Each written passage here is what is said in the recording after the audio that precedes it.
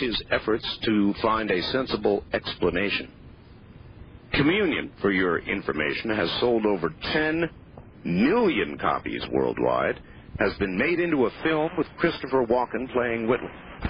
It is the bestseller of times. So Noah has taken every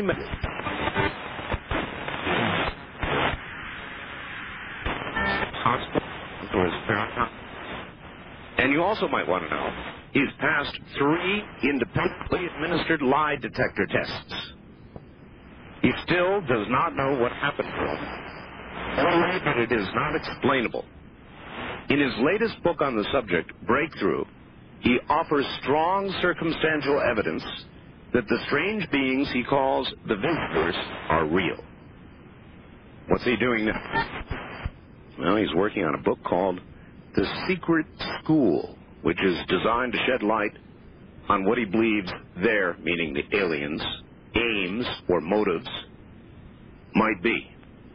So coming up in just one moment, it's Whitley Strieber, and let me clear a little content here, and we'll just roar to the top of the hour. We'll be right back. How many of you remember a time when you could take a penny to the corner grocery store, and there you could buy a nice piece of candy or even a postcard? Well, of course, today the convenience stores have a bowl of pennies on the counter with a sign that usually says, "Take one if you need one."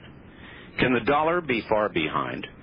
You know, you really can't buy anything for a penny anymore. In fact, a dollar will only buy what a dime would a few years ago. The only form of money that still buys what it did once before is gold. Over 100 years ago, an ounce of gold was worth $20. For that, you could buy a very nice new suit. Today, that same ounce of gold is worth nearly $400, and guess what? You can still buy a really nice suit. Today, you need to have some gold in your investment portfolios for protection and profit. My friends at North American Trading will be happy to show you how you can own gold in privacy and safety. It's really simpler than you might think. Call 1-800-877-9799 and ask for their free information. Investors have always turned to gold during times of inflation and economic uncertainty. Don't wait till it may be too late. Call 1-800-877-9799. You don't have to be rich to own gold, just smart. All right, Thanksgiving is coming right now. And so right now I want to tell you, if you're not going to be with your family, here's a way you can be in spirit. Trust me when I tell you, absolutely fresh flowers is, by a dimension, the best deal in flowers in America, period. They go out, when you call, they cut the flowers, put them in this big triangular box, along with your message. I don't know where to begin with you. I tell you, I'm going to sort of jump into a strange question, and then we'll backtrack. Okay. A very good friend of mine lives in Las Vegas. His name is John Lear. And I have interviewed and known John over the years. He once told me something on a talk show that he said you had told him that I have never forgotten and never been able to get over. He said, when you die, don't go to the light. It's a trick. Go to the dark. And I said that? He said that you had said that to him, and possibly you've forgotten it, or possibly it was never said, but I wanted to ask you. Who knows? I mean, I've said a lot of things in this lifetime. I wouldn't say I haven't said that. But at the same time, I don't know quite what the context of it would have been. I don't remember the conversation. I had some conversations with John, though, so it's possible, I guess. Interesting. I don't know why I would have said it. It's kind of an interesting thing to say. Well, it's, we all have you go to the light, obviously the light is good concept. And boy, that's creepy. Isn't it creepy? Could I have been talking about, I once wrote a horror story, but it was fiction about that, about the light being a trick. Oh, really? Yeah, and it's possible that well, that might have done it. Yeah, I mean, that might have been what I was talking about, or it might be that there was a time when I well, let me think now. I'm trying to remember. I think I read that somewhere also, which is what gave me the idea for the story. But goodness, that's it's certainly an interesting thing to contemplate, though. What if good Lord, what if it is a trick? How creepy. How creepy is right. Somehow I finally concluded, after this bothered me for literally years, I finally concluded look, God, getting into heaven isn't which door do you choose kind of situation. No. So it's not going to be a trick. I don't think so either. I think that there may have been a time when my fear system that I was trapped in for so many years would have caused me to cough up an idea like that. But I don't think anything like that anymore. I don't think it's a very there seems to be a lot of sort of independence, as it were. And I think if you're going to go somewhere bad, it's because that's where you decide to go. I'm with you. That's my feeling now. I don't know if it was then or not, but that sure is my feeling now. One of my favorite novels, and I love the genre, was War Day. I really, really loved War Day. And how do you feel about that as part of what you've done? Where does it fit in? Well, it fits in an interesting place because War Day was Jim Kinect and I, when we concocted the War Day scenario, we did not, and what the scenario was, by the way, was that a limited nuclear war could be a very, very, very dangerous affair for two reasons. One, that a burst of X-rays could be sent out from a nuclear bomb set off high in the atmosphere that could blow out every electronic circuit in a whole hemisphere. EMP pulse. Yeah, right. I mean, it's an EMP pulse, and that caused interesting. And a lot of people in Congress did not know anything about EMP until they read War Day, and they started asking the Defense Department questions about whether or not the United States had an EMP-safe communication system, which it did not and does not. And so it caused that, and it caused some other repercussions because it became obvious that the idea, which was current in those days, that a limited nuclear war was winnable and survivable, was not a true idea. And there were some changes in strategic thinking at the time that were probably good, because you remember back in those days we were supposedly at the Soviet Union and the United States were ready to push the button at all times, and one of the problems was that we'd been in a stalemate because for a long time the guy that pushed the button first was probably gonna get himself blown all to hell. Sure. And the difficulty was that if the one side became convinced that the other was had to push the button first, yes, then they therefore would have to push the button first, and we'd have a repeat of World War I, which would last about 10 minutes and end the world. A slightly different outcome. Where, in other words, where in World War I, once they started mobilizing, everybody had to fight. There was no way to stop. Sure. And that was the danger. That was what was so destabilizing about the limited nuclear war scenario. From that day when you wrote that to today, when we supposedly have love and kisses between ourselves and the Soviets, or the Russians, excuse me, and we've got Yeltsin hanging on by a thread, and the possibility of a military guy, if Yeltsin should assume room temperature. Are we still at risk in reality? Oh, sure. It's absolutely a very unstable situation in Russia, and most of the old Soviet missile system is still operational in theory. Whether or not those big old liquid fuel rockets that they've got can go anywhere significant, no one knows, but it only takes one or two of them to make it to really, really create a tremendous disaster here. Because some of them are MIRVed and they carry quite a number of nuclear warheads. So, say if they fired off 30 or 40 and two of them made it, our country would be devastated. I mean, we would really be hit hard.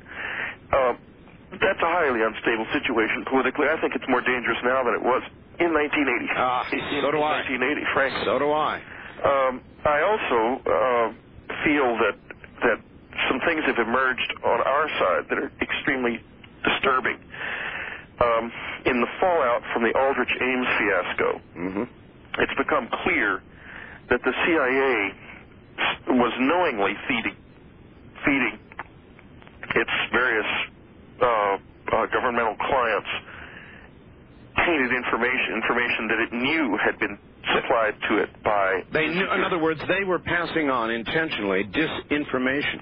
Well, yeah, that they were passing on information that was being generated essentially within the KGB, which is why the United States did not understand that the Soviet Union was falling until it actually happened.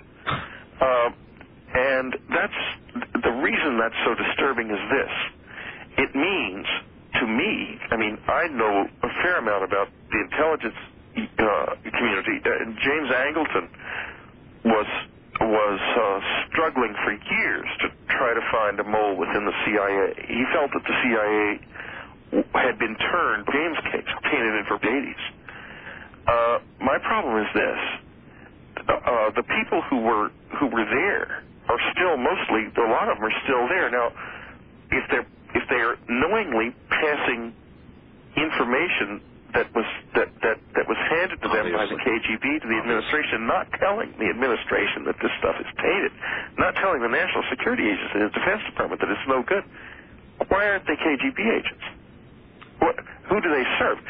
Whitley, how many of them do you think reasonably for this to have occurred would have knowingly had to have passed on the disinformation? A significant number. I mean, way up the line, because if you look at the structure of the CIA, it is designed to filter out disinformation like that. There's lots of safeguards, and they were all being bypassed. And Angleton was eventually retired in disgrace, and everyone said he was paranoid for looking for a mole. And I think that the CIA is a major, major problem at this time, because I think that because we can't trust it. Remember, the KGB stayed intact. It was rocked around a bit at the changeover, but it's basically still an intact organization. Therefore, why aren't those lines of communication between KGB and CIA still functioning? There's a big article in Parade magazine about how Deutsche is going to change things around at the CIA. But I think there's probably got to be a very, very major house cleaning in that agency before we can even tell what's going on in the Soviet Union for sure. I have a feeling that the administrations, U.S. administrations, have been basically flying blind on the Soviet Union and the Russian government let me probe for years. Let me probe a little on what you might know was passed. Do you have any idea regarding the importance of the information that was passed, how important it was? Well, there was quite a long article in the New York Times two weeks ago. I can't give the exact date. I don't have it in my head, and I'm not in my office. And apparently, it was everything. It was just it read like it was an intelligence demico of cataclysmic proportions. In fact, the word cataclysmic was even used in the article. In other words, it's an absolute disaster. What do you know of the nature of the information? Do you actually know what kind of stuff? Oh, they were more vague about that. I'm sure. Because they would have to be, but primarily what was passed was a lot of information that created a false picture of the Soviet Union as a healthy, functioning, economic, political and military organism, when in fact it was collapsing. All right. Well, if you look at motive, the motive for such a thing obviously would come from, for example, the giant defense industry. Well, but wouldn't the primary motive have been Russian? Wouldn't the Soviets have wanted to conceal their weakness from the United States as long as possible? Absolutely. Of course. I mean, there was certainly a windfall handed to the American defense industry, but I don't think you can look that far for a conspiracy. I mean, they were, and also there's another factor in that the military buildup we engaged in those days may very well have been a destabilizing influence in the Soviet Union, because it required them to spend so much of more of their GNP on military. Mm-hmm. What I don't think we realized was it was probably far more effective than we ever dreamed it would be, because they were much weaker than we thought they were. Mm-hmm. However, having said all that, again, the present Russian government is incredibly unstable. And anything could happen any day. Yeah. One of these days we'd hear Yeltsin had a heart attack, and he didn't come out of this one. And here I am taking over at the Kremlin, whoever it is. We have absolutely no idea what will happen when Yeltsin's government falls or dies, or Yeltsin dies.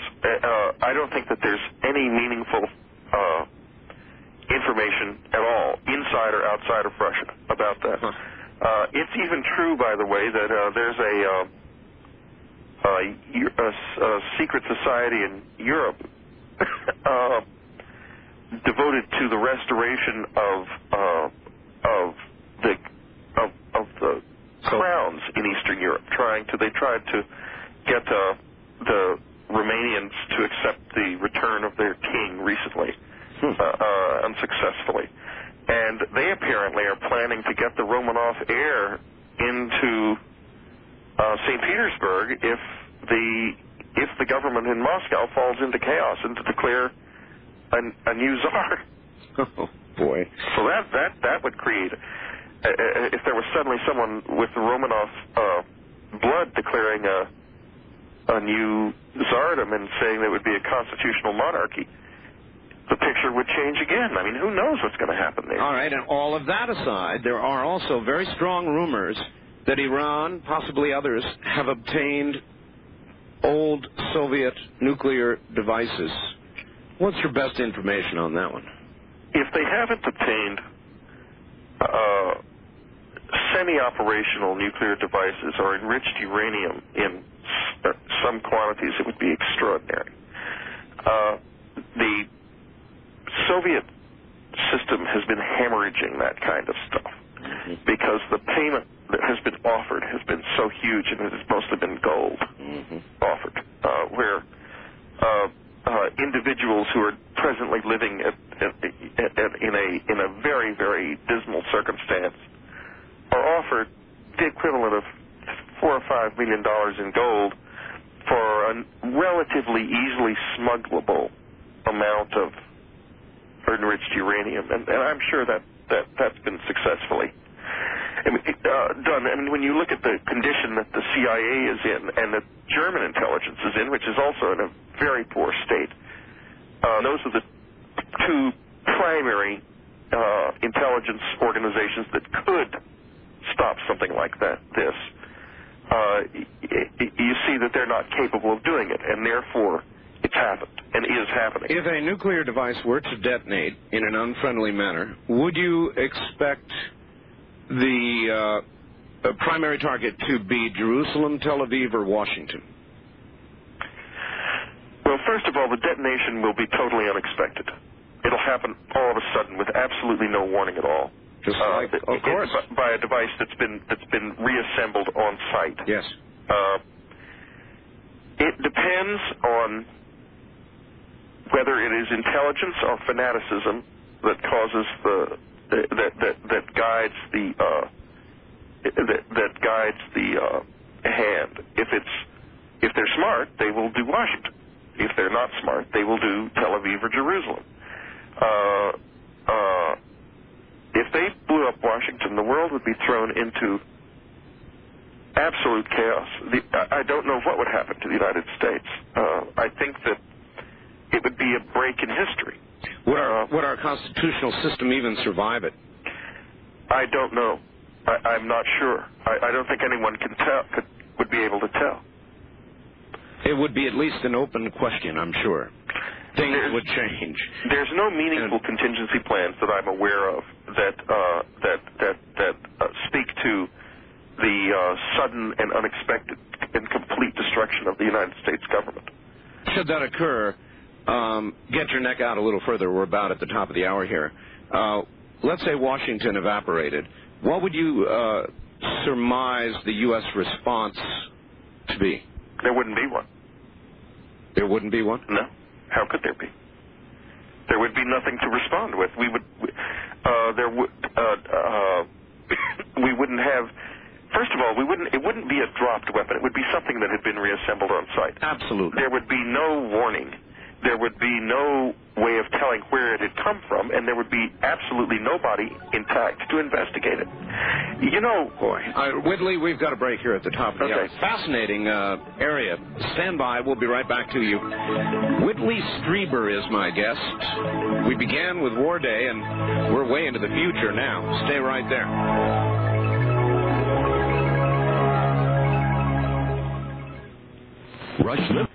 And Whitley Strieber is my guest. We were talking about apocalypse in a way. His book, War Day, and his comments on the current situation, CIA, nuclear devices getting loose, the possibility of one detonating in our country.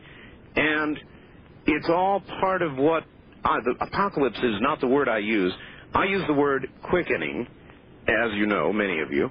And what it means is the quickening of social, economic events, the monetary events, the movement toward one world this or that, whatever you want to call it, the quickening events, the Ring of Fire, the volcanoes, the predictions of Scallion and others, events appear to be accelerating.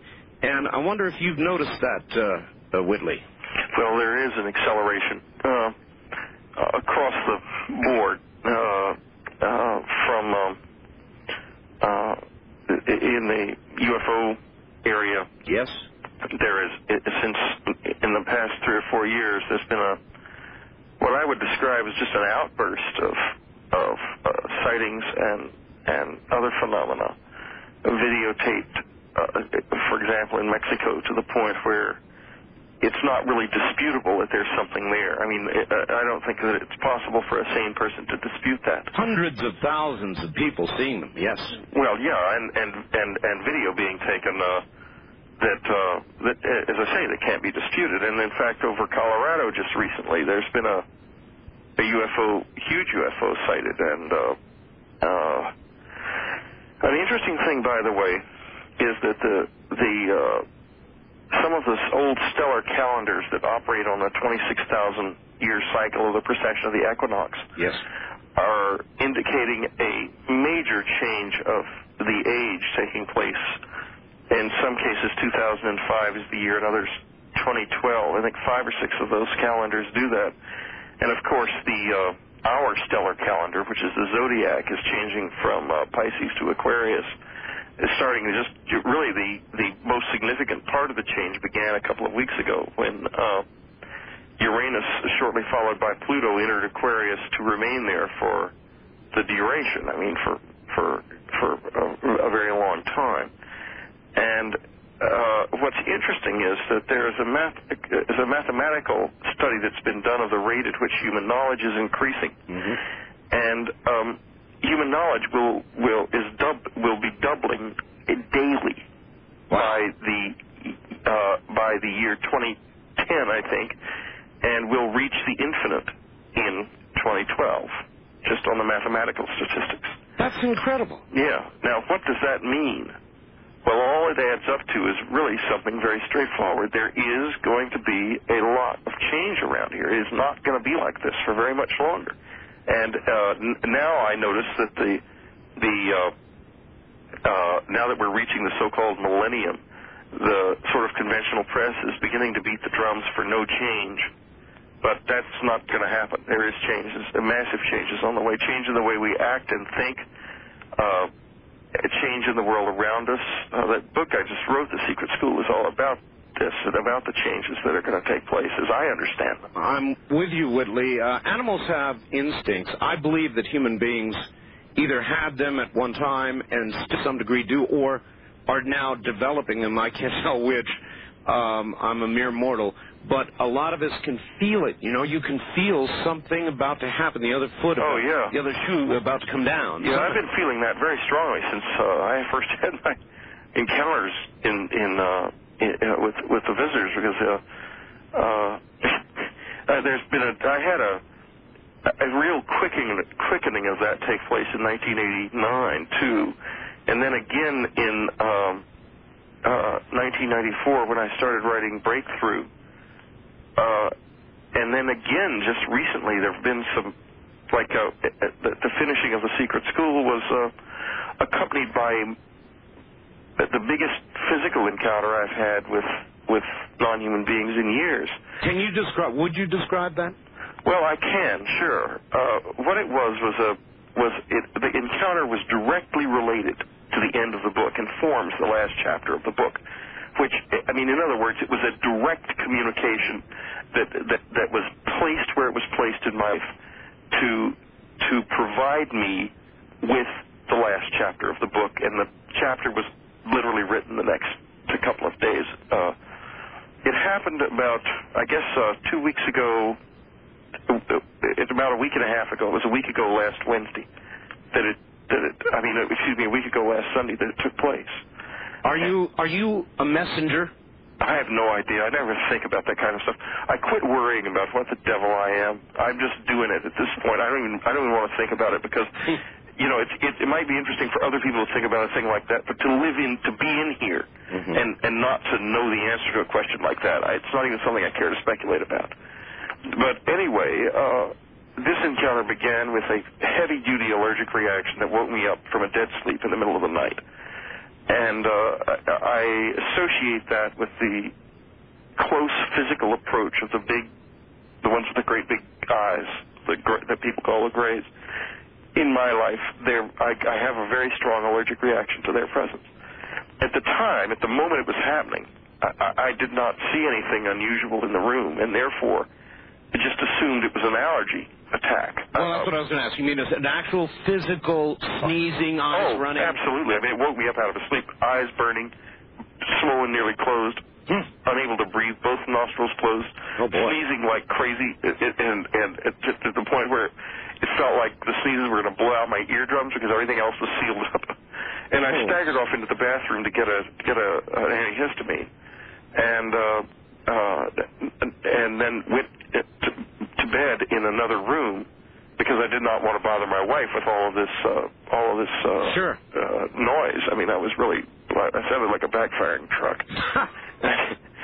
I lay down on the bed. A second later, I saw one of these familiar faces peering in the doorway of the room. And I thought, well, that's a surprise. And what then happened was that I was plunged forward. The whole book, Secret School, is about moving through time and about experiences. And you'll find if you talk to people who are inside the witness experience a lot, recently, everybody in the whole experience is beginning to realize that they have moved through time, they can move through time, they've been taken back and forth in time. And so people outside who aren't on the witness hotline, so to speak, or in the witness underground wouldn't know this, but in fact, this is what we're really beginning to deal with now. What can you tell us about the nature of time? It's been one of my favorite topics all my life. Well, I can tell you the lesson I got from, not from the Greys, but from another group of visitors who had about a 10-month relationship with when I was at my old cabin in upstate New York. They said this, and this is really interesting, and they were much easier to communicate with than the Greys, who were difficult, but not impossible. Their concept of time was, you looked at the future as water. The present was something that compressed water, and the past was ice. And that you didn't look forward to the future, but rather the future was on your right, the present in the center, and the past on your left. And the real mystery was outside of all three of those things. And they had the idea that you could go back into the past and change the present to some extent, but not completely, because obviously a lot of it's frozen. But nature being nature, there's always a way out. Frozen. You remember, I'll bet you saw the movie Langoliers, didn't you? No, I didn't. I'm sorry to say. Okay, well, simply, it was a TV movie about an airplane. And all of a sudden, everybody except those who had been asleep on the airplane were gone. I mean, they were gone. And what had occurred, without dragging this out, is they had slipped in time back about, only 15 minutes or whatever it was. But it was in a kind of a virtually frozen world. where there wasn't activity and movement as we have it in as we go along the timeline, everything's active. Everything there was sort of unreal and was slowly being destroyed, as in time not being forever. It's fascinating, fascinating. If you get a chance to see the Langoliers, you ought to. So anyway, what happened was this. I went forward in time, a short distance, probably about 20, 25 years, and saw myself and my wife in a garden picking.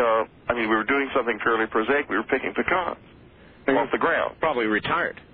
We were old. Yeah, we were old. That doesn't necessarily mean that this is a future that's going to happen, but it's one that obviously that could. It's one place in that water that's unlikely to reach, or I wouldn't have happened. But here's what then subsequently happened, was that for a moment when I was there, myself from there was seeing me and was laughing. It was obviously, he knew I was going to show up, as he would. And, but now... In other words, you knew you were coming. Sure. Yeah, I must have. My memory is changing. And it's beginning to feel like I have memories that are from the future. In other words, there's some kind of a link between myself then and myself now. And I'm beginning to pick things up. And I'll tell you what I think. I can't, unfortunately, give you very exact predictions about earth changes and stuff, because where I was standing, there weren't any, obviously. This place is still there. And I don't know yet. Maybe in a couple of months or 6 months' time I'll have more. But it's like a channel's been opened up to the Whitley of that particular future. Oh, that's absolutely amazing. You saw, of course, only one little tiny slice, but maybe next time... But I'll tell you something. I want to tell you something. I've really got a message about this from this already. There's more to it than I said just now. Okay. Because I'll tell you, I know where we are in our history, okay? And this is where we are. We're where the Roman Republic was, right before it ceased to be a republic and Augustus became the first emperor. We're there. We are well on the way to ceasing to be a republic. It's definitely not a republic as we know it at that time. And that's all I know about it. I can't give you any specifics. All right. Well, but that I do know. It's some kind of different thing. I don't know if it's bad or good. I wouldn't say, but it ain't this. Boy, we could be blood brothers. I want you to listen to something. I gave an analogy, and have been over the last couple of weeks, Whitley, the following. The old movie, High and Mighty, maybe you remember that one. Many years ago, I saw it when I was a child. And it was about an airplane. You go midway across the Pacific. Well, at that point, about halfway across the Pacific, at the halfway point, a little red light came on, point of no return. Now, that means if something goes wrong, you go forward. You're certainly not going back to where you took off from. And I've been saying on the air, I think mankind's little red light came on not very long ago. Sometime in the late 80s, I think. I think it did, too. I think you're absolutely right. We're going. To whatever's next. But here's the thing about time and about it becoming hyper-conscious and getting to the point where the human mind exits time. Does that mean that we then go back across time and rebuild ourselves, and we learn how to shift between parallel universes into the one where we want to center our attention into the one that's the most acceptable for us? Exactly what happens, I don't know, but I do know this, that the changes that are going to take place are far more fundamental than just earth changes. I am talking about a change of mind so great that it becomes possible for human beings to gain control over the physical environment with the mind. That the mind is about to make a gigantic evolutionary leap. I was going to say evolutionary leap. Absolutely. There's no question about it. And my guess is that the whole visitor phenomenon and the cracks that have opened up in reality and the near-death experience, like Daniel Brinkley's book, Embraced by the Light. My wife was pointing out to me the other day, Saved by the Light, pointing out to me the other day. He describes, after his near-death experience, a trip back in time just like one I had, back in right before I had my first visitor encounters. I mean, he describes this. I had this in Breakthrough and in Transformation, this thing about these 9 knocks that seem to be the harbingers of change coming on the side of my house in 3 groups of 3. Yes. Other people in the encounter experience have had this. He talks about it as 9 chimes in 3 groups of 3 that he heard when he was in the world of the dead. Same vision, different words. Same vision, different words. We're getting somewhere, and I am not at all pessimistic about the human race. I think that the old car is going to shake and rattle a lot in the next 25 or 30 years. But this is a case of someone being born here, not somebody dying. Well, having said all that, there are people like Scallion, as you know, who predict Earth changes that they too say could be very positive out on the other end. But along the way, all that shaking is going to cause a lot of human misery. So, well, I brought the word shaking into it for obvious reasons. We're not going there without misery. You go down the birth canal. Yeah. It can't be fun. Let's face it. I mean, you look at what babies look like when they're born. That's not fun. Well, that's sure not the way Mom remembers it. And it's hard for Mom too. And look at old Mom. I mean, she's having a hard time. The Earth is. I was just reading the other day in USA Today that the rate of extinctions of species on this Earth is 50 to 100 times greater than it was anticipated that it would be in 1985 because of the expansion of humanity. Now, I'm not a believer. I was a big environmentalist 10 years ago. So we're close. Well, I don't think it matters anymore. I think it's gone so far that you're wasting your time. I mean, you can't put a Band-Aid on Niagara Falls. You know, it's interesting. That's about where I got to with John Lear. And, you know, he concluded, he still investigates ufology and follows it, but he's kind of retired. And his attitude, Whitley, is, look, enjoy your family, live your life, take it a day at a time. What's going to happen you can't prevent. Yeah, that's right. But I think that you sound just like him. Well, yeah, I think that you do get a little bit more fatalistic as time goes on in that sense, because you begin to see the scale of what's happening here. It's so huge that it's beyond world historical events. I mean, world historical events it's events larger than history in a sense. That in a way that what we're looking at is mankind in the process of reaching a state that's kind of beyond history, where the mind of man has made an evolutionary leap so great that it is extratemporal and hyperphysical, and this Earth is simply a staging point for We're going to have to hold it right there. We're at a break. Okay. We'll be right back. Whitley Strieber is my guest.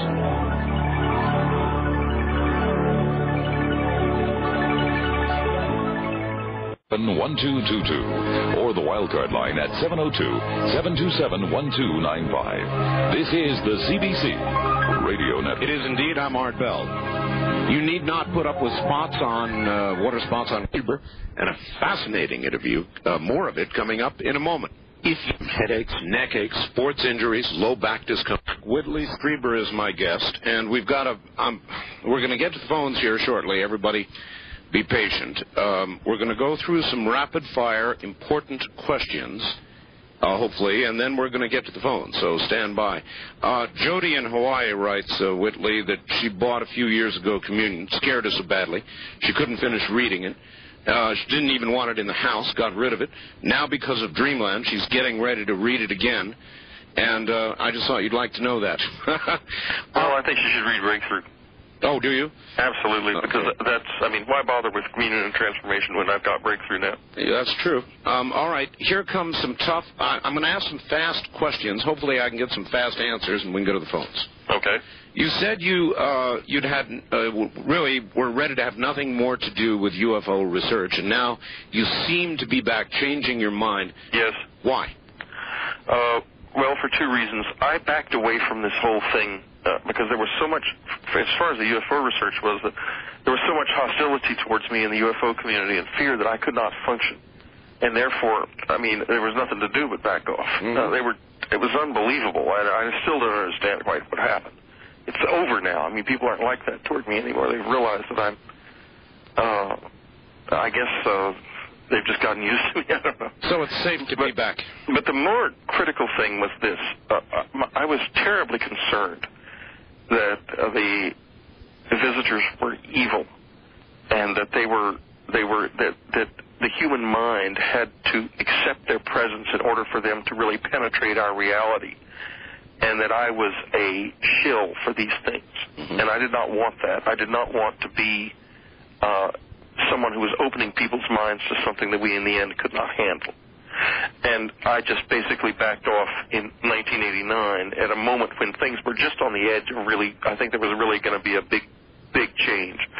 And I just backed off because I was not ready for that. I did not know what would happen. Okay. You made lots of comments that insiders have approached you with unreleased information. Is that true, and can you tell us any more about it, or is it still undercover? It's a complicated situation. I've been approached by lots of insiders, ranging from the leaders of different countries to people inside the various parts of the United States government that are referring to this in different ways, to congressional investigators investigating them and trying to put pressure on me to give me their names, et cetera, et cetera. It's been a long, boring thing, and I'm not very interested in it. I'm not a big... Okay. What I can say is this. There is a very complicated and pretty big thing in the United States that's within the government and outside of it that knows a lot about the UFO business, studies it, and has used it for in various ways, and has a pretty unsuccessful relationship with the visitors. I'll show you how unsuccessful. If you go to places near certain military bases like the Antelope Valley down in California around Edwards, you will find that the ordinary people out there have horrible encounter experiences, almost exclusively. But you go to a place like the Hudson Valley where I live, and the experiences are still difficult, but they're very livable and they're very interesting by comparison.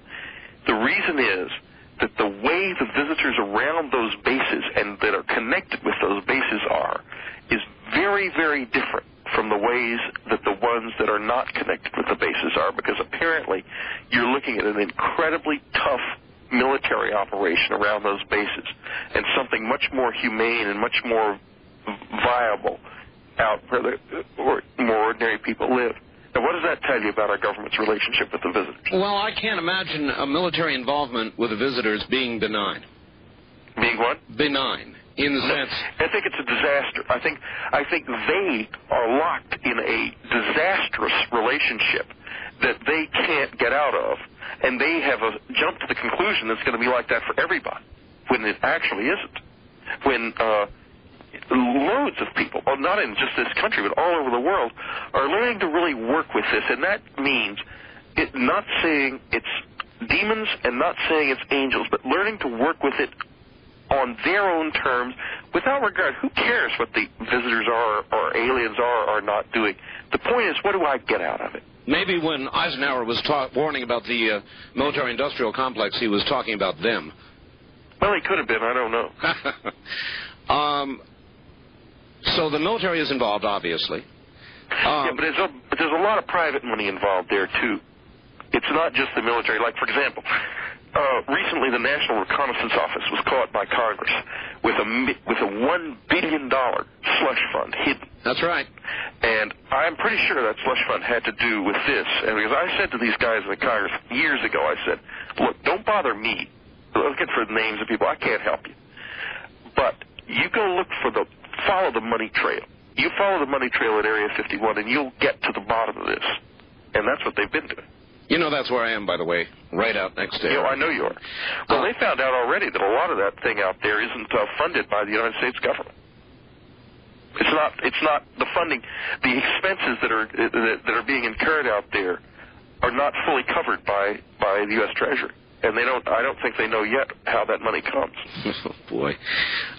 You know about the recent autopsy video. Do the creatures depicted therein look familiar to you?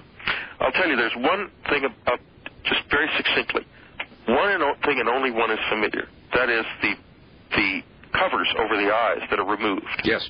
I've seen humanoids with eyes just like that. They were so striking to me, I had a painting made of myself with eyes like that. Because, of course, I didn't realize they were contact lenses. I thought they were the eyes. And that painting is on the cover of Report on Communion. And I described some of those beings in Breakthrough that I saw. Okay, next step. If, and only if, the film stock is actually from 1957 or before. 47. No, 57 or before. I'll tell you what. Okay.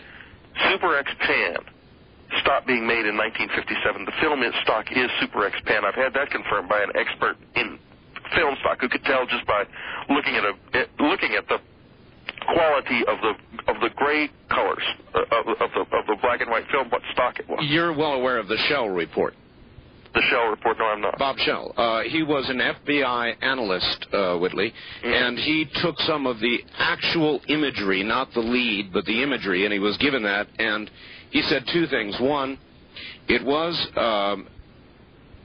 from that particular year. He pinned it down all the way to 1945 to 7 and said because of the kind of film it was, it would have had to have been exposed within 2 or at the most 3 years. That's what Kodak told me also. Yes, so... Now, however, the film stock I have already been determined could be completely counterfeited today from the get-go. It could be seamlessly counterfeited. What you have to do is you have to find a way to date the chemicals that are in the stock that you're given. That has not been done yet. That type of laboratory analysis has not, to my knowledge, been done. However, I will say this. If the stock is definitely that old and is not a recently constructed counterfeit, then I think it has to be real, because I don't think those eye coverings would be something someone could have dreamed up then. It's too unusual a detail. See what I mean? Oh, yes. Well, I've heard people speculate those were, in effect, sunglasses that, of course, our sun might produce rays that they couldn't handle. So well, I've seen them wearing them at night. So you figure out what kind of glasses they are. I don't know what they are. Really? But, yeah. But another thing, though, and don't forget this, there are people with incredible resources involved in this thing, doing things and trying to do things with it that are absolutely beyond belief. I mean, in terms of using it as a means of controlling human society and controlling the way our thoughts. There may even be human beings from the future intervening in this thing at this point, and from the distant past, when there was apparently a very extraordinary civilization on this planet some thousands of years ago. How likely is it that we are confusing altogether beings from another place with beings from another time? It's, of course, possible. And since the visitors have a completely breathtaking command of movement through time, who knows where they come from in terms of time.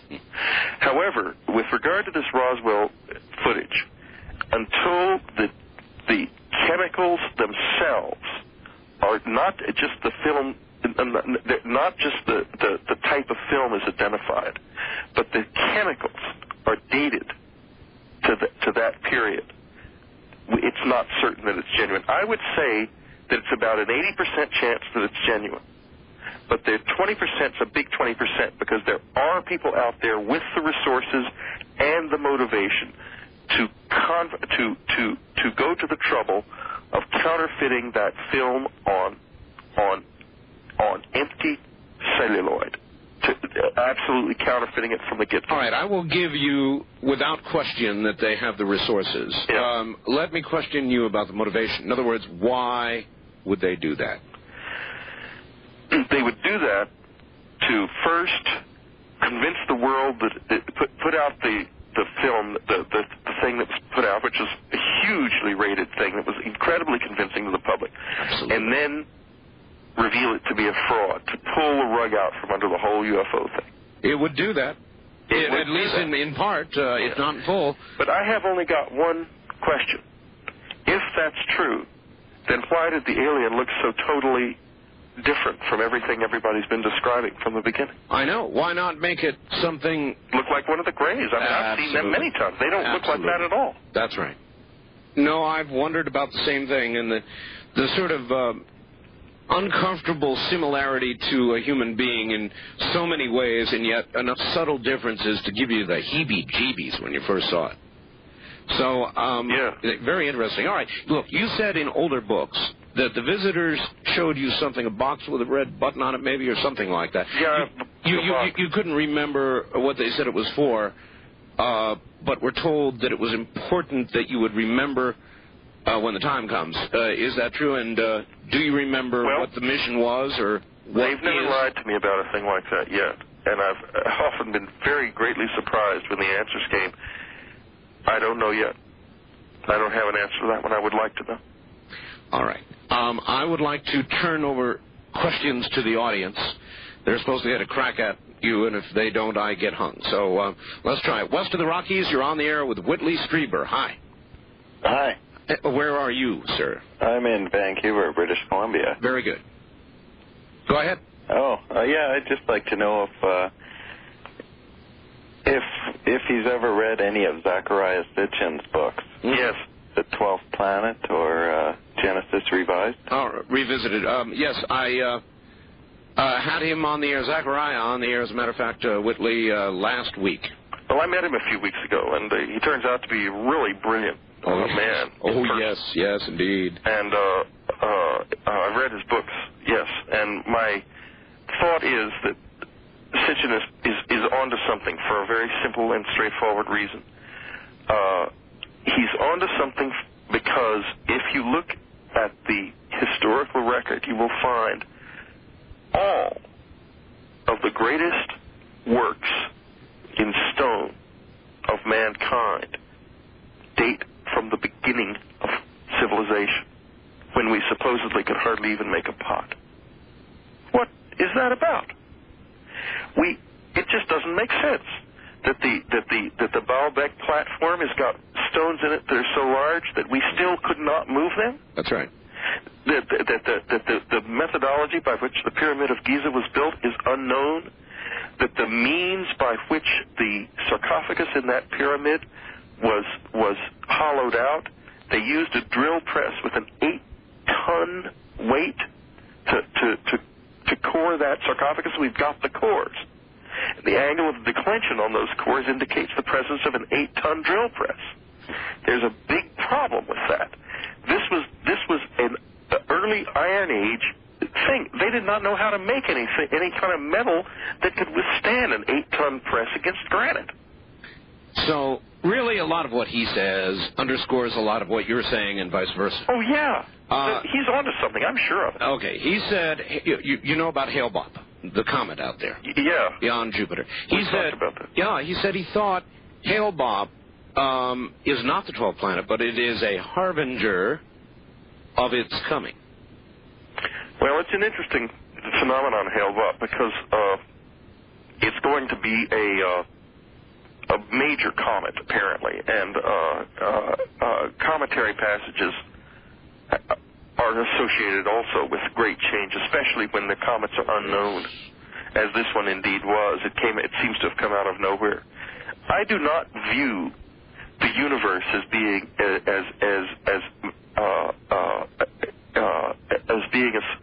accident at all. I don't think that the Earth-Moon planetary system was even created by accident, simply because of the fact that, and I'm only speaking now from the standpoint of statistical analysis, the likelihood of a system like this coming about is so small that it's almost at the vanishing point. Because you see, we don't live just on the Earth. We live in a machine that's built of the Earth and the Moon together. The Moon's rotating around the Earth is in the direction it does, and with just the right amount of gravitational pull on the Earth is what slows the rotation-driven winds of this planet down to the point where life can exist. If there was no Moon, we would have a continuous 300-mile-an-hour maelstrom going on around this planet. There would be no higher life forms on Earth. You need not go any further in describing the apparent perfection. It is that. Do you think somebody did it? Yeah, okay, well, there's where I'm going. Now, are you adding a case up that talks about a creator or intervention of beings who themselves had been created? Well, I will tell you this, that what my experience has led me to is the realization that there is somebody out there who, for want of a better word, I would call God, who is not only incredibly ancient and great, but also extremely personal. Extremely personal, more personal than I can express. Most of us feel it. It's hard to express. You just feel that relationship. You sure do. And I mean, I think that this being is creating companions. I mean, it's alone, and it wants companionship, and that's what we're all about. Huh. I wonder when we graduate to companionship status. I think we've just started to take off finally, and abandoning all of our old mythologies and coming face to face with what's going to turn out to be the most extraordinary friend you've ever imagined. Almost the premise of 2001. Almost, but even less mythological than that. I think it's going to be incredibly personal. That this relationship between the individual and God is going to be like the deepest, oldest, most perfect, most difficult, most beautiful, most sentimental, most objective marriage that could ever exist. All right. On that note, relax. You've got several minutes. Whitley Strieber is my guest. I'm well aware you're going to want a copy of this interview. If you do, you can get it by calling 1-800-917-4278. I'm going to repeat that number, and I will not repeat it again, so perhaps at the end of the show, take it down. I know you want a copy. It's 1-800-917-4278. This is CBC.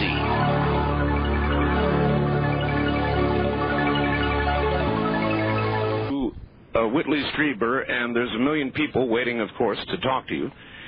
Somebody, Dave from Redwood City, just said simply, bingo, God was lonely, thus man was created. And yeah, I think that's something like that. Something like that, huh? Yeah. All right, and one other fact. Whitley might be able to answer this for me. I've heard that if you have been abducted once, then you'll be kept track of, or in all likelihood you will, for the rest of your life. Is that, do you think, a general truth? Well, I think that in my own life, the evidence I see of that is that wherever I go, and this has been documented not only by me but by many other people, it's in many lives, walking under street lights, driving under them, they will go out. Electronic appliances are affected by my presence. There's even an organization in England for people who have this phenomenon around them. And there has to be a reason for it. I mean, I think that we must be giving off some kind of a signal, and my guess is this would be why. Well, whatever it is, stay away from my network.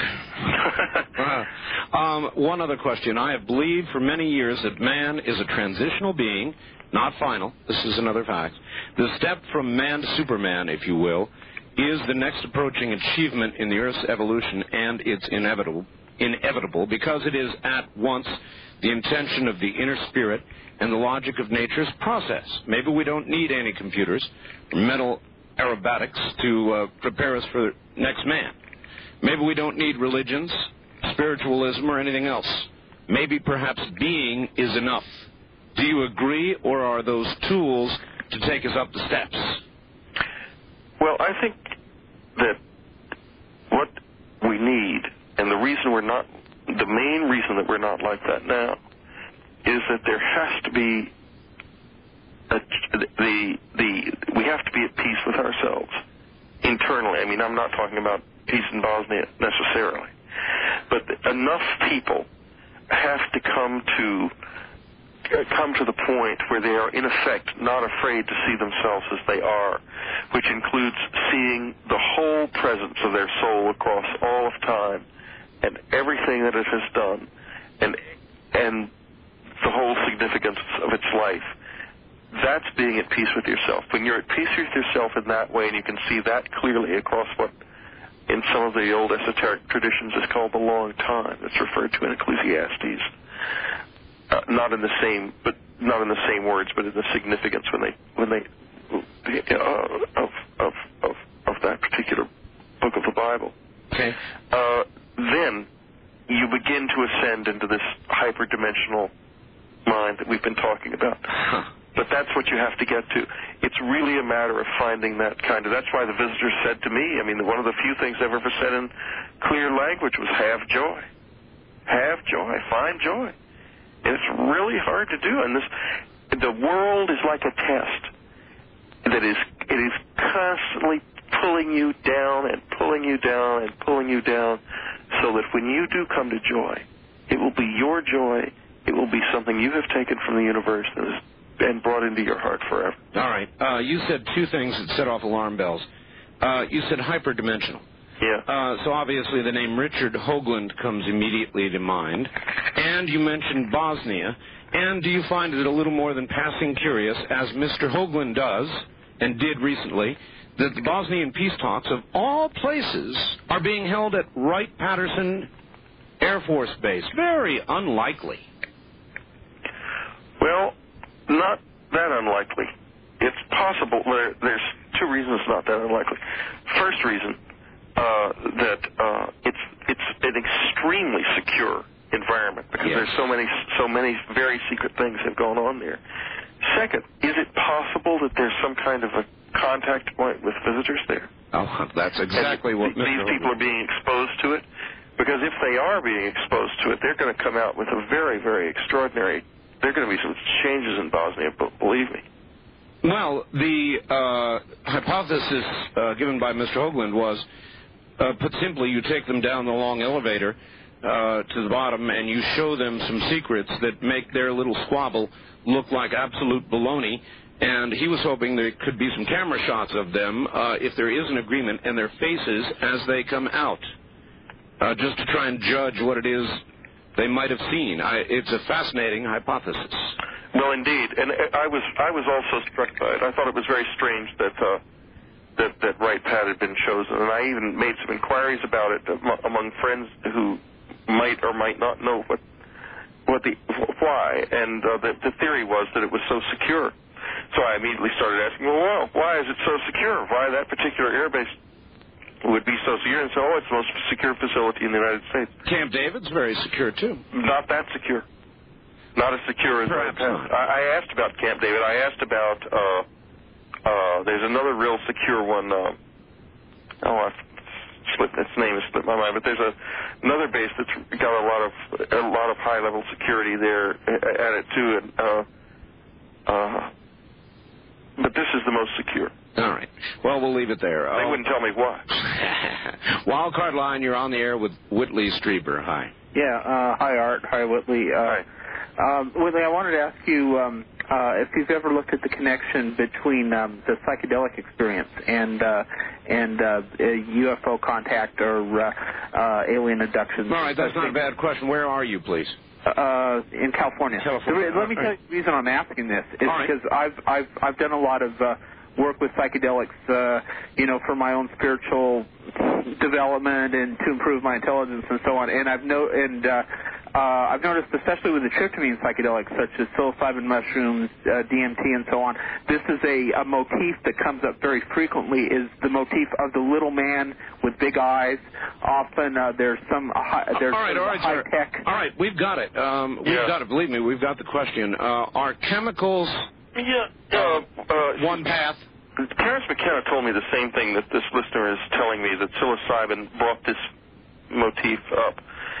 And it's interesting. I mean, I think that there's definitely an interdimensional aspect of this thing, and that there's something about the way it's almost like a vibratory level in the body, that apparently the drugs can change. Some of them can change this, and you begin to be able to look into other worlds. But you can do that without the drugs, I think.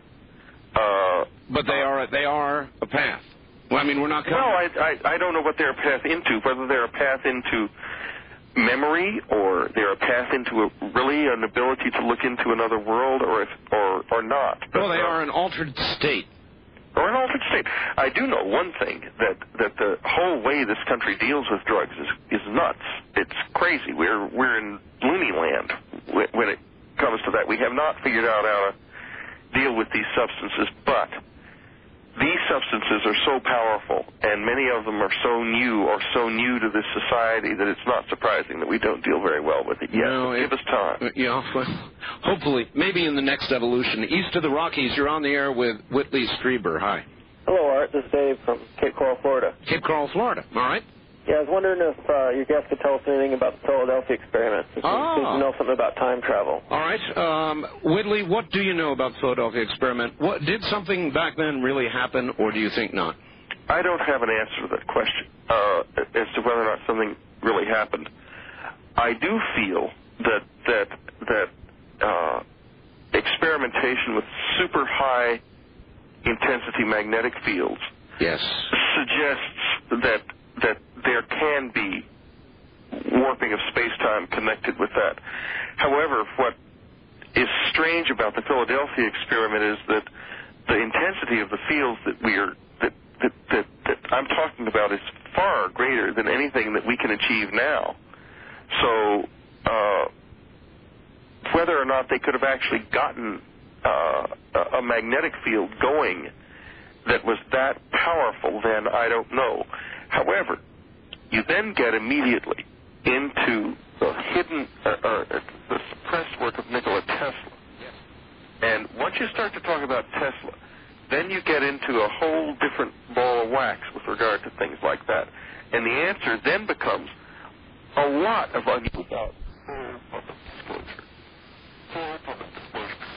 Simply because there's no way to tell what the significance of Project HARP would be to the natural environment and to the ionosphere. And they say, well, the actual amount of energy involved is so insignificant compared to the amount of energy in the but who knows? Yeah, who knows? That's right. I feel the same way. Who knows?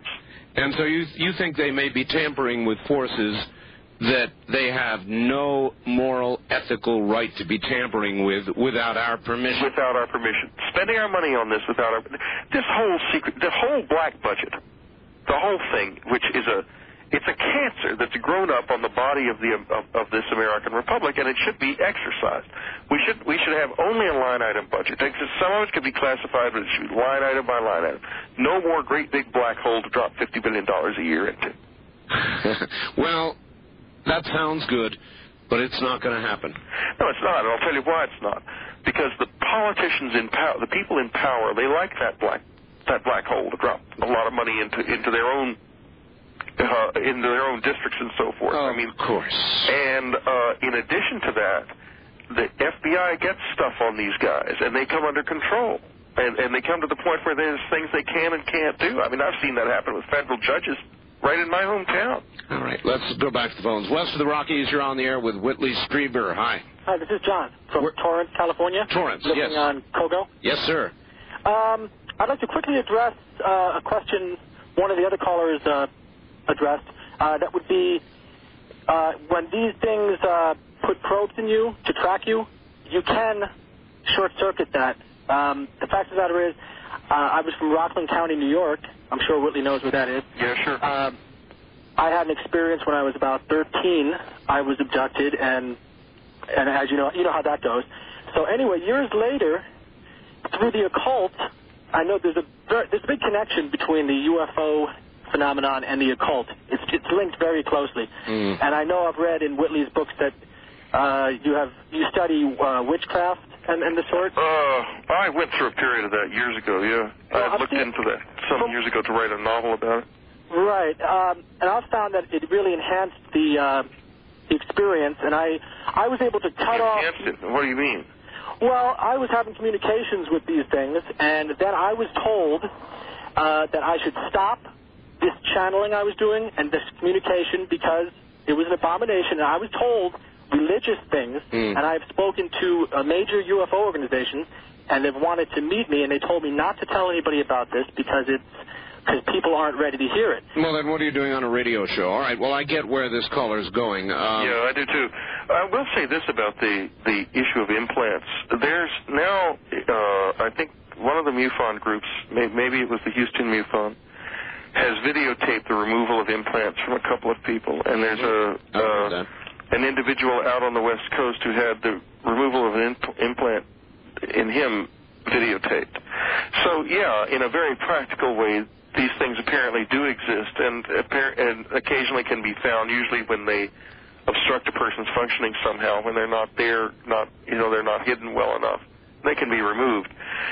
The connection between this and the occult, though, and I do want to address this just for a minute. Good. I mean, there's obvious, the guy that was calling has got fundamentalist Christian beliefs. Yeah, it was obvious. Which are fine. I mean, they may be true. I don't know whether they are or not. I'd be the last person to say they weren't. Betty Luca, who I love and respect deeply, is a very fundamentalist Christian and does a great job with this experience. Anyway, there is some kind of connection.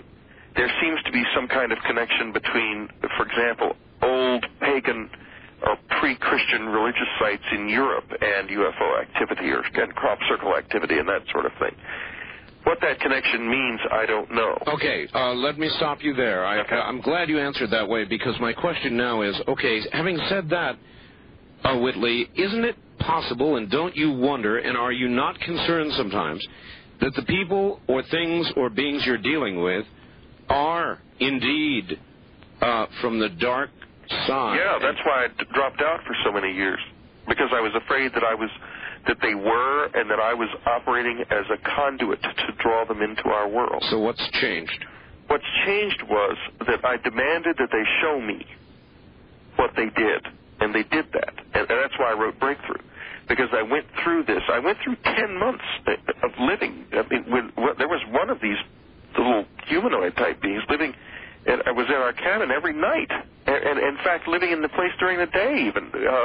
We didn't see him during the day, but we damn well came close. And I got to know a lot about this, what they were doing, and while I admit that the fundamentalists always are saying to me, well, the demons could be very tricky.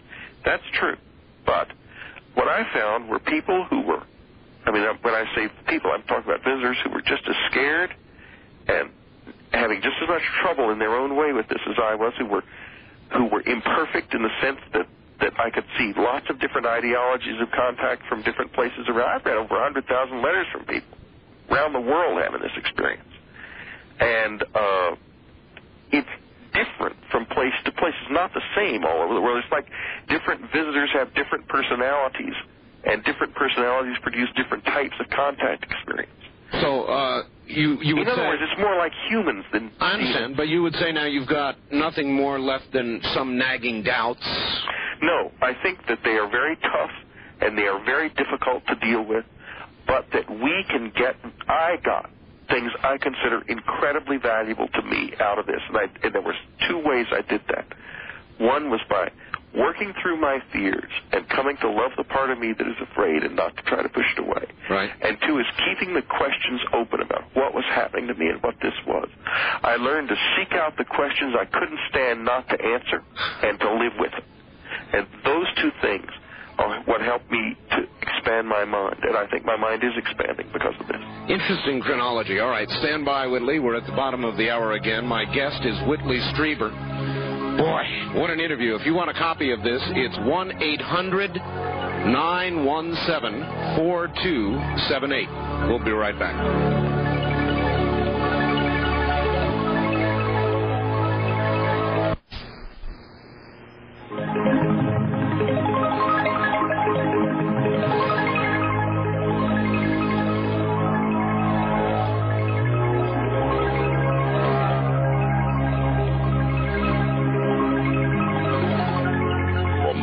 of 9. You're hearing new members. Back now to Whitley Strieber. What an interview. It has been a good one, Whitley. You're an easy interview. Whitley, the bigger picture for a second. You said eventually humans will, in effect, evolve past perhaps even their physical bodies. How far are we from this kind of change? I don't think we're far from it at all. My guess is that the evolutionary process has started probably even hundreds of years ago, and that some of our visitors could very well be people who are entered into and living in this state already. I know that I've encountered occasionally human beings in the context of the visitors, and who seem to be completely comfortable in the situation they were in. I have had encounters with people who were working with the visitors who in their everyday life did not know it. And I'm an absolutely confirmed encounter of that in Breakthrough. Is that to suggest that occasionally today that a person, a mortal person, as though some switch is thrown, takes the leap? Yeah, absolutely. I think it happens all the time. Wow. I think that gradually, right now we probably live about 95%, 90% on this level. That at some time in the future we'll be living on this level like 5% and 90% in other levels. There's also another interesting thing about this. I referred to earlier in the interview the relationship between this and the near-death experience. Yes. Something I learned from my letters, I have not had too much direct experience of this myself, some, is that there is a big connection between encounter and with aliens and encounter with the dead. The two come together sometimes. To give you an example, a family is at home. The son is asleep on the second floor. The parents are downstairs with the dog. The dog becomes very nervous. The wife starts to take the dog out. As she steps out onto the porch, she sees a huge ball of light go flying away from the upstairs of the house out across the woods. Yes. The little boy comes downstairs yelling, "Mommy, Daddy, little blue men came into my room," and they had his older sister with him, with them, and she said to tell you that she's okay. She had died recently, just previously, a few weeks previously. So it's connected. There's some kind of connection, yeah, absolutely. All right, again, returning to some of Mr. Hoagland's theories. You know what he's found, the Cydonia region on Mars. Now, yes. Newer findings on the Moon. The existence of these 500,000-year-old ruins would seem to tie in with exactly what you're saying about a past sophisticated civilization here on Earth. Oh, yeah. Lots of evidence. First of all, the face on Mars is absolutely central to my own encounter experience. It's in the new book that I just finished, The Secret School. It starts with my relationship to the face on Mars. And in 1985, Dick Hoagland and Dr. John Glideman showed me the pictures that Vince DiPietro and Greg Molnar had created out of the digital data from the Viking orbiter. And that face staring up from Cydonia was a stunning thing. And I embraced that immediately, and I gave Brian O'Leary and Dr. Mark Carlotto money to do a more complete study of it. Dr. Carlotto is an imaging expert, and I think everyone knows that Brian is was going to be the Mars astronaut. And they did the study that led to the even more detailed photograph of the face that shows almost like teeth in the mouth and so forth. They published their results in the Journal of British Interplanetary Society, and they proved conclusively, at least that the face is definitely an anomalous object and should be studied further. And yet, as Mr. Hoagland is quick to point out, NASA goes out of its way to avoid any further look at the Cydonia region. There's only one explanation for that. You talk to people at JPL, anyone talking off the record will say the face has got to be studied further. The fact that they have not only have avoided studying it. It's beyond belief. 3 probes. The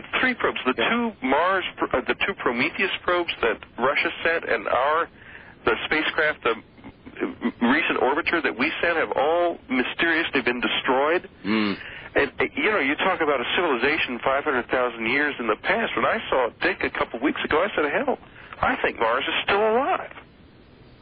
I'm serious about that.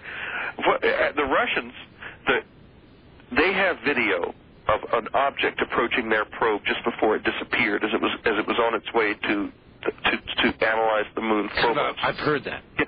Well, I've seen the video. The video is publicly available. It's no secret. The Russians themselves, NASA says it's an artifact of the tape. The Russians themselves say absolutely not, that it's an object approaching the craft. Well, everything's an artifact of the tape. Remember STS-48? Yeah, there's only one explanation for why NASA does what it does. They know something that they don't want us to know. All right. East of the Rockies, you're on the air with Whitley Strieber. Hello. Yes, this is Dorothy in Louisville, Kansas. Hi, Dorothy. Yes. Oh, what an interesting guest. Mr. Strieber, you mentioned one time about the 3 knocks. I've been experiencing this now very frequently. 3 knocks on the door, 3 knocks on the wall, or the phone ringing 3 times. Nobody's there.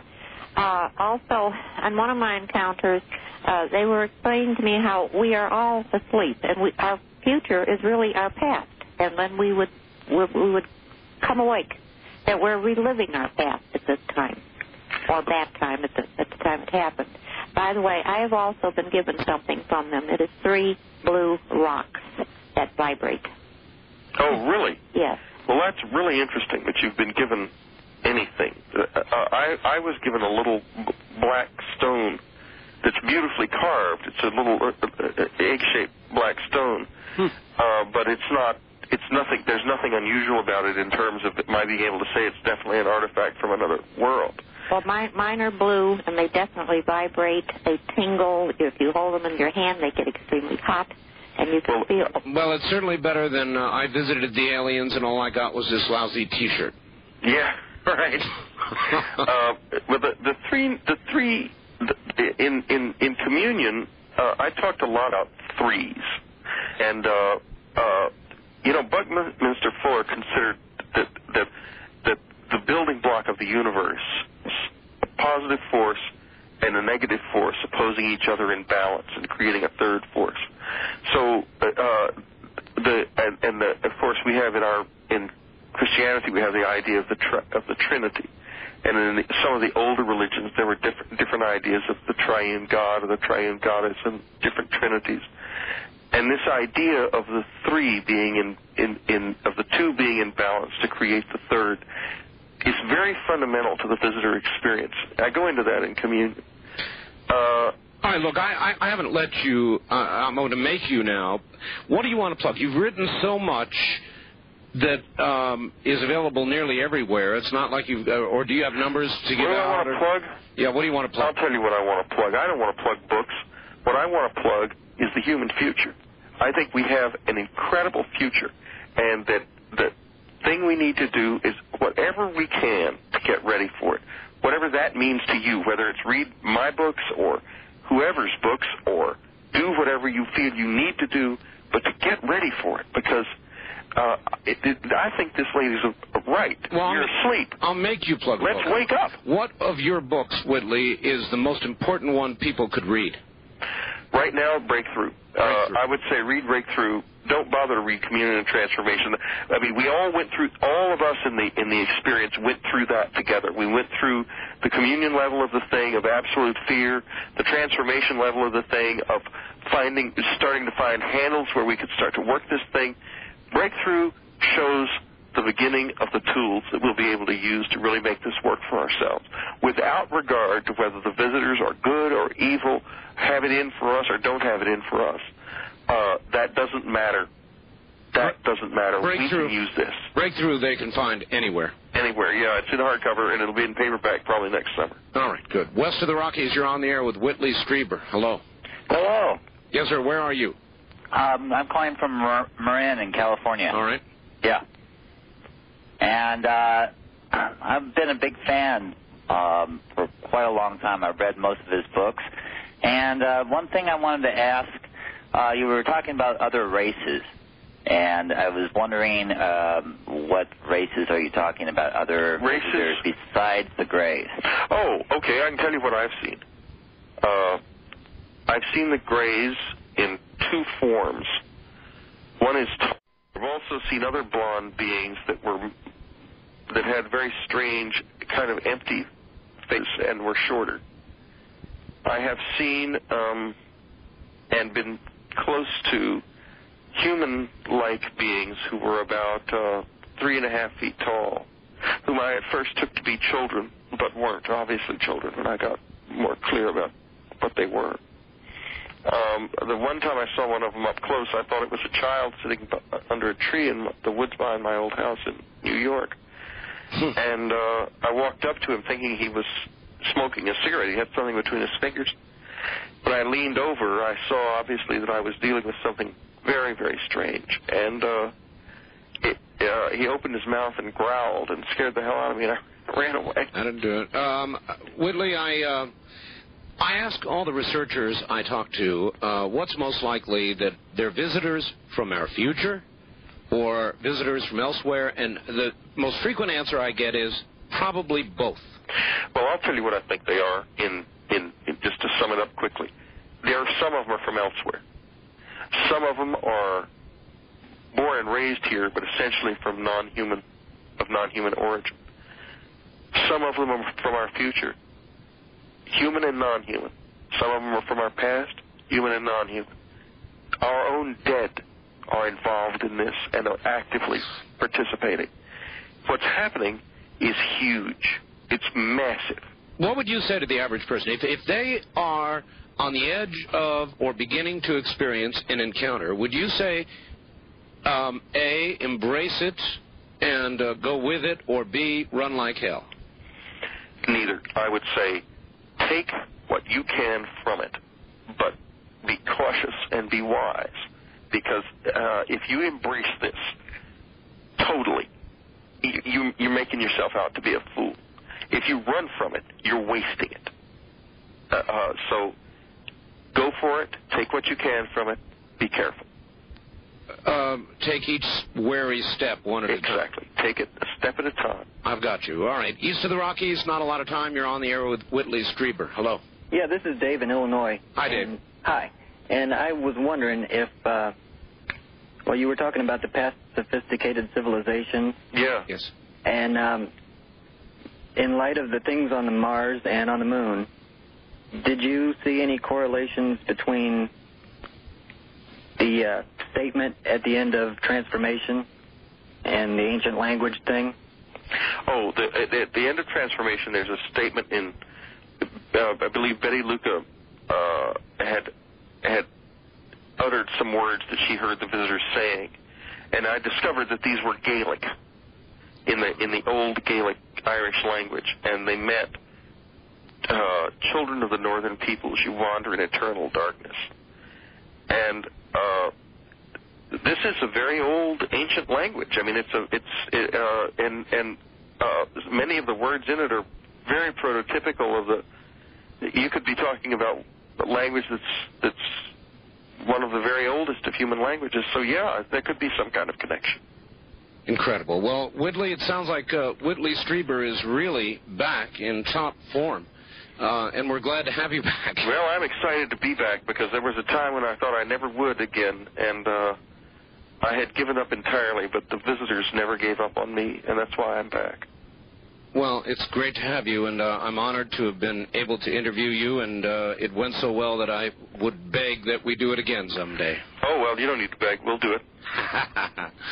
Whitley, thank you so very much. And it's been a pleasure, Art. Take care, my friend. You too. Well, wasn't that something? I'm going to give you a little bit of information prior to the ending of the show here.